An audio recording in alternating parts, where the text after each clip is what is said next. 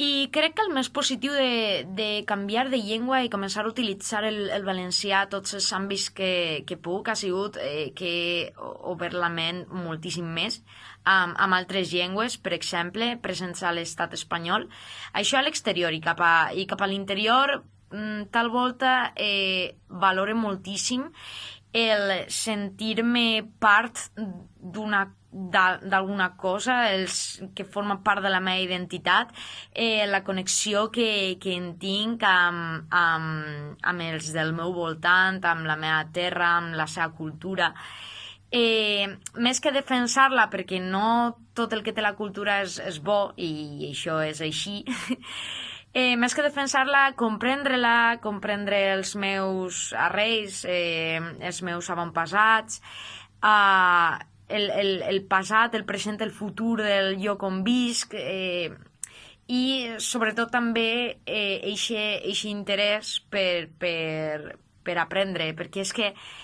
aprendre una llengua nova, utilitzar una llengua nova no tanca cap porta, sinó que obri moltíssimes més.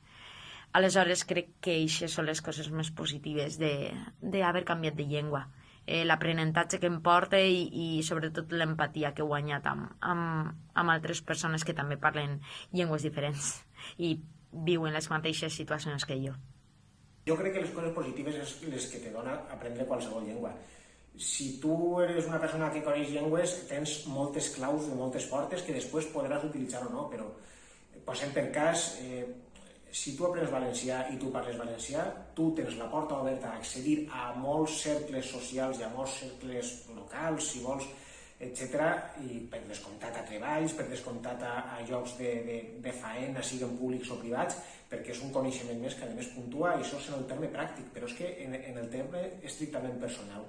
Saber una llengua te convida a entrar en certes comunitats que sense saber-la és molt més difícil. I això no només passa en el valencià, que és que el valencià és la nostra llengua, la de tota la vida, però en Espanya ara mateix que se parlen centenars de llengües perquè n'hi ha gent de tot arreu. Aprendre, posem per cas, romanès, també t'obre les portes de moltíssimes comunitats que hi ha a tot arreu, també en Alacant, que evidentment el dia de demà potser no tens per què entrar en aquest cercle, pel que siga, però ja tens, és una clau que ja tens, i si el dia de demà la vols utilitzar, la tens. O sigui, saber una llengua no resta, al revés, suma molt, siga la llengua que siga, i evidentment més encara si aquesta llengua se parla en el territori en què vius. Per això, com que el meu camí de cara al canviar de llengua va ser molt més fàcil, perquè jo vaig aprendre en valencià en la línia, en l'escola, jo convido a qualsevol pare o mare que tinga fills, filles i que no sàpiga, que tingui un dilema a l'hora d'apuntar en valencià, en castellà, el xiquet a les classes, que no tinga cap dubte. El castellà ja el sap de casa i el sabrà també a l'escola, però és que aprendre valencià obre moltes portes, i després aquestes portes les obriràs o no, perquè t'inseriràs o no en certs cercles o aspiraràs o no a entrar en determinats llocs de treball, però aquesta clau ja la tindràs i no te la llevarà ningú. Per tant, jo ho considero fonamental i ho dic per experiència pròpia.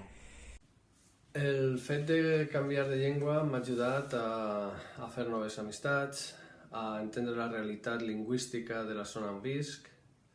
a descobrir un món cultural més ample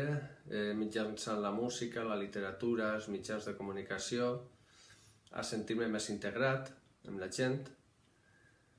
I si haguera de donar un consell a les persones que s'estan plantejant aquest canvi de llengua, els diria que siguin valents,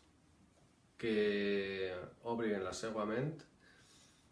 perquè se n'adonaran que és molt més profitós, que es llevaran una venda dels ulls i que molts valencians es rebran amb els braços oberts. Ara tinc un fill, el Jaume, i a casa només parlem valencià, perquè pensem que sempre és important que n'hi hagi més parlants perquè la llengua continuï viva.